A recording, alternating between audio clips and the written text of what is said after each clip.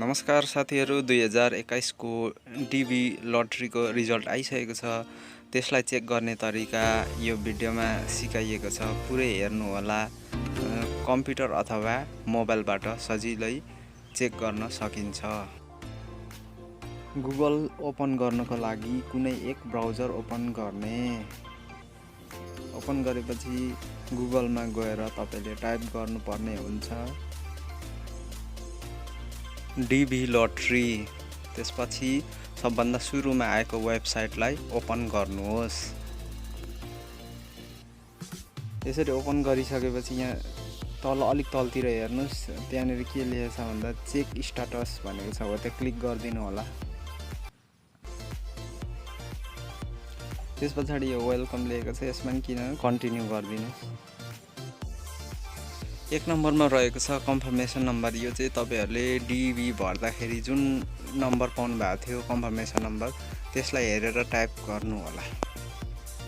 त्यसपछि 2 नम्बरमा लास्ट अथवा फ्यामिली नेम तपाई जुन थरको हो, तपाईको पासपोर्टमा भएको थर टाइप गर्नु होला। राई हो भने राई, लिम्बू हो भने लिम्बू, यसरी। त्यसपछि तेस्रो नम्बरमा इयर्स अफ बर्थ, तपाई कुन सालमा जन्मेको साल मात्र टाइप गर्नु होला। त्यस पछाडि अन्तिममा त्यहाँनिर देखाएको स्क्रिनमा जे नम्बर पिन जे छ त्यो टाइप गरिदिनु होला। टाइप गरिदिसकेपछि सबमिटमा क्लिक गर्नु होला। त्यसपछि रिजल्ट यो as not been selected, pass हुँदा सेलेक्टेड हुन्छ। र यसरी डिबी लटरी भर्नेहरू हजारौं हुन्छ। जो पास हुनुभएको छ उहाँहरूलाई बधाई छ। र यसरी चेक गर्नु होला।